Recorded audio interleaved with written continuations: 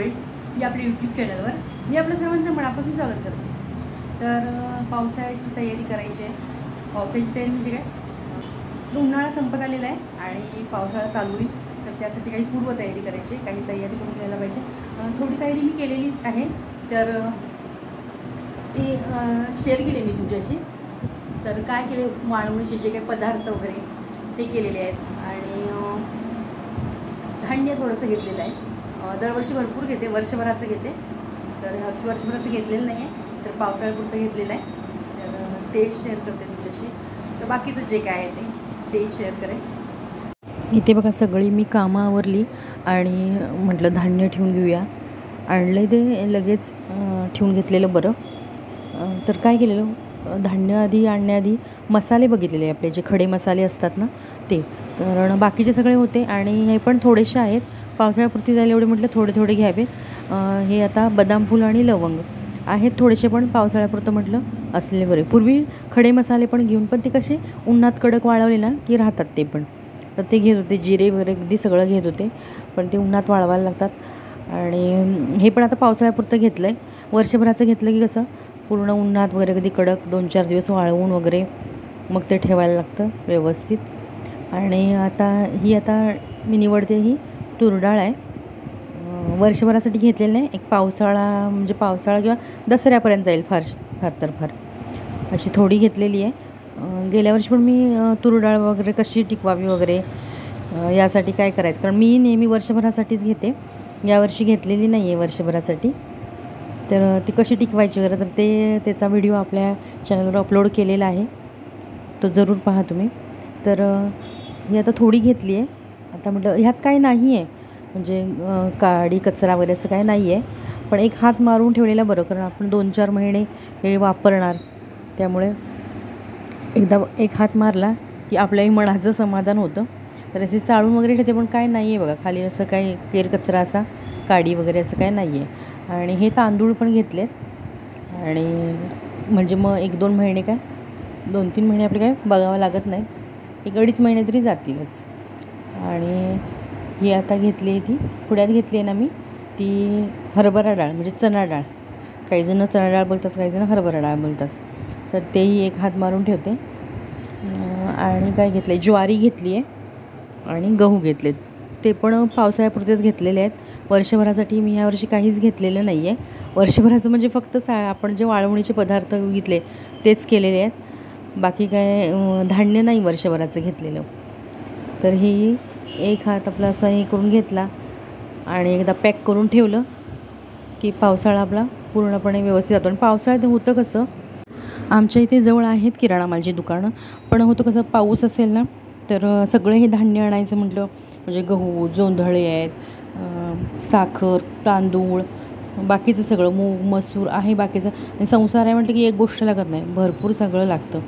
तर ते सगळं भिजत आणण्यापेक्षा मी काय करते, नेहमी पहिल्यापासून असं पावसाळ्यापुरतं तरी आता हे यावर्षी किमान आणलेलं आहे, म्हणजे निदान पावसाळ्यात तरी आपलं हे होणार नाही, नाहीतर छत्री घ्या, ती ओढणी किंवा साडी ते सांभाळा, किंवा रिक्षा करून जरी आलं तरी त्यातून पुन्हा उतरवा, ते पाणी भिजत त्यापेक्षा म्हटलं निदान पावसाळ्यापुरतं घेऊया, म्हणून मी एवढं घेतलं आहे। आता हे जोंधळे नीट करून घेते, थोडंसं काहीतरी असलं तर, म्हणून एखाद्या वेळेला जोंधळ्यात असू शकतो खडा वगैरे एखादा, बाकी ह्या डाळी वगैरे काय नसतं, पण जोंधळ्यात एखादा असू शकतो, गव्हापेक्षाही जोंधळे काही वेळेला हात मारून ठेवलेच पाहिजेत, त्यामुळे जोंधळे बघते। आणि त्यानंतर मग गहू घेणार, गहू पण स्वच्छ करण्याची काही गरज नाही आहे, पण एखाद्या असं नुसतं एक हात हे करून घेतला की झालं, एवढं तरी करून घ्यायचं। आणि कपडे पण म्हणजे आपले जी काही हंतरूण पांघरूण असतात ती पण मी धुवून घेतली, 1-2-3 दिवस रोज थोडी मी धुवून घेतली, म्हणजे पावसाळ्याची अशी थोडीफार आपली अशी तयारी केली ना, कारण हंतरूण वगैरे कशी होणार दसऱ्याशिवाय किंवा गणपतीशिवाय, जेव्हा कधी ऊन असेल तेव्हाच आपल्याला करता येणार, म्हणून ती पण मी धुवून घेतली, रोज थोडी काढत होते, कारण आपली रोजची कपडे असतात हे असतात, त्यामुळे थोडी काढली। आणि अजून कांदे, साखर आणि लसूण तो घेणार, ह्या आठवड्याभरातच तो मला घेतला पाहिजे, कारण त्यानंतर कसं मग साबण जे काही लागतात आपल्याला, आंघोळीची असू देत, कपड्याची किंवा आपले वॉशिंग मशीनला जे काय लिक्विड लागतं ते असं सगळं ते घ्यायला लागणार. ते नंतर खरेदी केलं तरी चालतं, ते काय डीमार्टमधून मग एकदमच आणता येतं. असं अगदी पेस्टपासून आपल्याला जमेल तर तेही आणून ठेवावं, म्हणजे पावसाळ्याचे आपले सगळे भागून जाते. तेलाचा कसा डबाच एक घेऊन ठेवते, पाऊच नाही घेत, कधीतरीच पाऊच घेते, तेलाचा डबाच घेते. आणि नंतर मग आपल्याला पावसाळ्यात काय मूग, मसूर, रवा, पोहे असं काही बारीक सारीक जेवढं असेल, कारण कडधान्य मूग वगैरे अर्धा किलोच्या आसपासच लागतात. आणि रवा पोहे पण एकदम असे नाही घेऊन ठेवत, तर तेही महिन्याचे. मग तेवढंच काहीतरी, किंवा उदबत्ती वगैरे असं. यावर्षी म्हणते उदबत्ती बघावी की काय घेऊन, पण शक्यतो डीमार्टमध्ये होतंच महिन्यातून एकदा जाणं, किंवा आसपास दुकानंही आहेत, त्यामुळे असं बारीक सारीक आणायला काय वाटत नाही.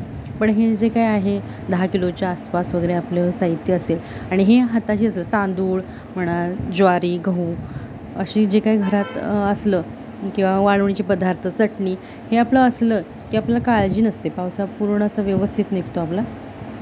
पूर येतो त्या ठिकाणी किंवा आउटसाईडला किंवा खेडेगावात अशा ठिकाणी जेव्हा पाण्याचा वेढा पूर्ण पडतो, तेव्हा घरात जर हे उपलब्ध आपल्याकडं असेल तर आपली गैरसोय होत नाही.